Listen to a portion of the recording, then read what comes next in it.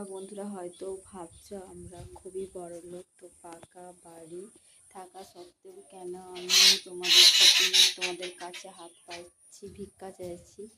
তো এই পাকা বাড়িটা দেখলে হবে না, অনেক কষ্ট করে করেছি। আমাদের মাত্র এক কামরা ঘর দেওয়া হয়েছে, আর ছেলে মেঝেটা একটু দেওয়া হয়েছিল রান্না করার জন্য। তার পাশে আছে কি বলে যে টয়লেট। তো সেখানে বারবার মানুষ টয়লেট করতে যায়, তো সেখানে রান্না করতে খুবই কষ্ট হয় গন্ধতে।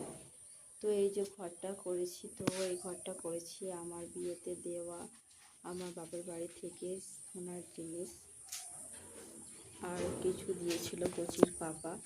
সেই সোনার জিনিসগুলি বিক্রি করে আর কিছু টাকা লোন নিয়ে এই ঘরটা করা হয়েছে। প্রায় 2 বছর হতে চললো, ঢালাই দেওয়া হয়েছে, কিন্তু এখনও পর্যন্ত কিছু করতে পারা যায়নি। শুধু জাস্ট বাথরুমটা করা হয়েছে, কেননা নিচে উপর করে বাসন ধুতে খুবই কষ্ট হয়ে যায় আমার, তাই। তো 2 লাখ টাকা লোন নেওয়া হয়েছিল, তো সেটা এখনও শোধ করে উঠতে পারিনি। এখনও কিছুটা পরিমাণ লোনের টাকা দিতে বাকি আছে, সেটা প্রত্যেক মাসেই দিতে হয়। তো ঘাড়ে চাপে, মাথায় চাপে একটা অনেক বড় টেনশন। তাই তোমাদের কাছে রিকোয়েস্ট, তোমরা প্লিজ আমাকে একটু সাপোর্ট করো।